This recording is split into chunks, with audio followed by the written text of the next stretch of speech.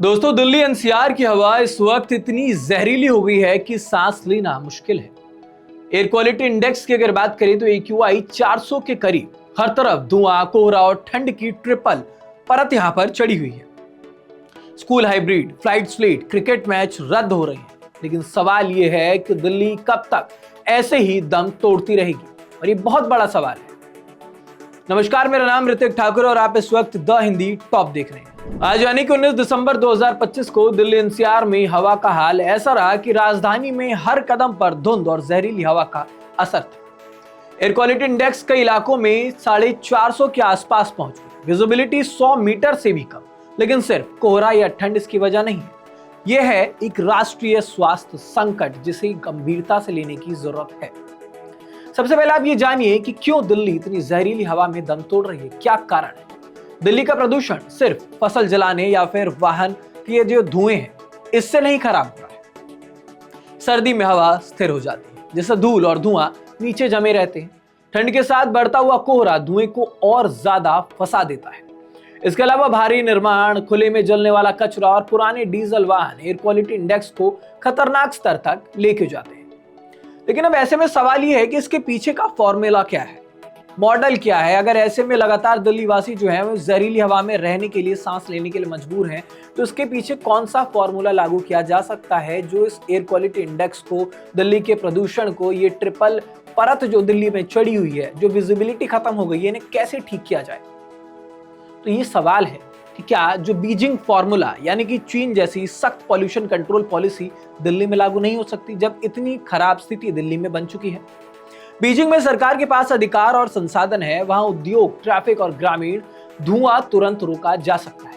लेकिन दिल्ली में ये आसान नहीं है, क्योंकि उद्योग और ट्रैफिक बिखरे हुए हैं। यहाँ पर अचानक रोकने से रोजमर्रा की जिंदगी जो है वो बहुत ज्यादा प्रभावित हो जाएगी, लोगों की अर्थव्यवस्था प्रभावित हो जाएगी इस वजह से। वरना बीजिंग का जो फॉर्मूला था, अगर वो यहाँ आए तो कहीं ना कहीं दिल्ली का जो प्रदूषण है वो बहुत ज्यादा निम्न स्तर तक, कम स्तर तक जा सकता है।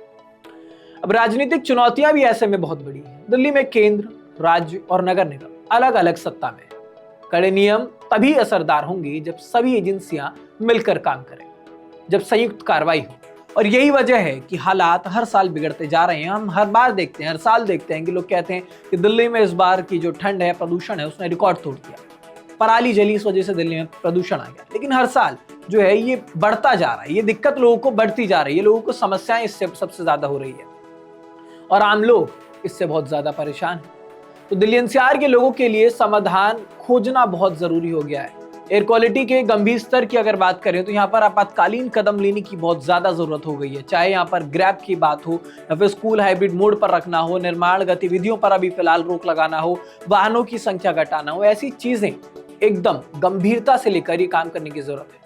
और कुछ ऐसे उपाय की जरूरत है जो दीर्घकालिक हो। ऐसा ना हो कि कुछ दिन के लिए पॉल्यूशन कम हो और उसके बाद वो हटा दिए जाए। जैसे कि पुराने वाहनों की हम बात करते हैं, इंडस्ट्रीज के धुएं की हम बात करते हैं, इन पर कंट्रोल करना बहुत जरूरी है। फसल जलाने पर रोक तो हम लगा देते हैं, लेकिन फिर ये बोला जाता है कि फसल कम जलाया गया है, लेकिन जला है। तो इन सब चीजों पर रोक लगाना बहुत ज्यादा जरूरी है। साथ ही साथ एयर फिल्ट्रेशन तकनीक जैसी चीजें यहाँ पर अगर काम करें तो कहीं ना कहीं दिल्ली वालों को बहुत ज्यादा इससे सुविधा मिल सकती है। उसके बाद केंद्र, राज्य और नगर निकाय मिलकर जब दीर्घकालिक प्रदूषण नियंत्रण के लिए कोई कार्रवाई करेंगी तो कहीं ना कहीं एक हद तक दिल्ली जो है वो साफ हो सकती है। लेकिन हकीकत ये है कि दिल्ली के लोग हर साल जिंदा प्रयोगशाला बने हुए हैं। बीजिंग का फॉर्मूला सिर्फ कागज पर आसान लगता है देखने में, यहाँ लागू करने के लिए राजनीतिक इच्छा शक्ति, वित्तीय संसाधन और नागरिकों की भागीदारी बहुत जरूरी है। आज दिल्ली सिर्फ ठंड और कोहरे से नहीं बल्कि अपने खुद के प्रदूषण से घिर चुकी है। एयर क्वालिटी इंडेक्स 400 प्लस सिर्फ सांस लेने में परेशानी नहीं, ये एक राष्ट्रीय स्वास्थ्य आपातकाल है। फ्लाइट्स लेट हो रही हैं, क्रिकेट के जो मैचेस हैं वो रद्द हो रहे हैं, स्कूल हाइब्रिड हो गए। ये स्थिति लाखों लोगों के लिए खतरे की घंटी बन चुकी है। लेकिन ऐसे में आपको, जो दिल्ली वासी हैं, जो एनसीआर में रह रहे हैं लोग, उनको इस बात का ध्यान रखना है कि ये समस्या सिर्फ मौसम की नहीं है, ये नीतियों की, क्रियान्वयन की और नागरिक जागरूकता की है।